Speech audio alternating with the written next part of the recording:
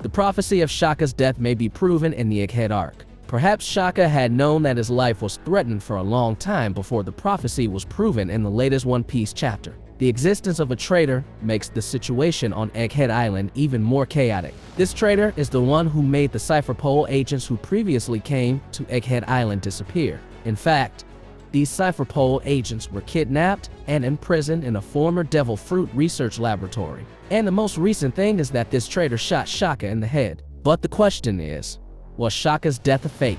Well, in this video we will try to discuss Shaka's death.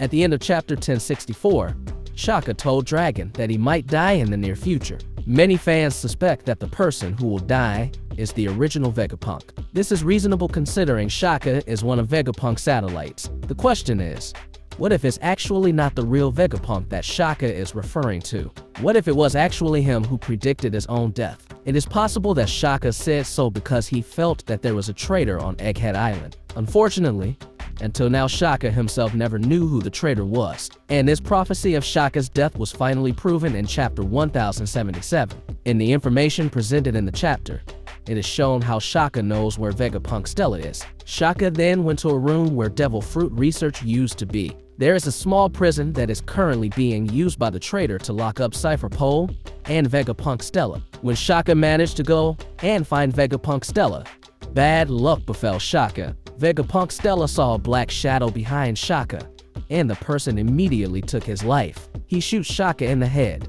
Vegapunk himself seemed surprised to see this, as if he couldn't believe what he saw in front of his eyes. However, was Shaka really expecting his death? Vegapunk's statement in chapter 1076, where he seemed to not believe what happened to him, as well as how he suspected that the secret research he conducted was leaked to the world government, could be one of the strongest proofs of this. It could be that with the calculations and information he received from other satellites and other sources, Shaka had predicted that something bad would happen to him. Or it could also happen to Vegapunk Stella. However, there are other speculations that have also emerged regarding Shaka's death. Some fans felt that Shaka's death was fake. In this case, they suspect that Shaka's death was just a distraction. Eiichiro Oda is known to have a unique pattern in his storylines, including character deaths. Many characters are considered or told to be dead, but in fact they are still alive. Like Orochi, who was previously rumored to be dead after being executed by Kaido, but in fact he was still alive even though he eventually died. The most recent example is Jaguar D. Saul,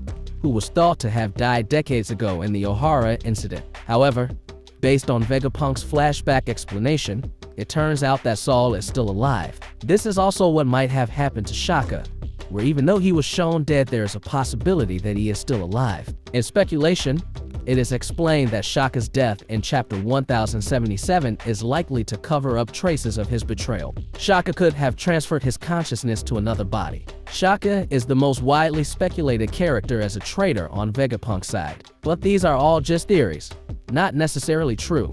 Anyway, let's just look forward to what the facts are regarding this matter.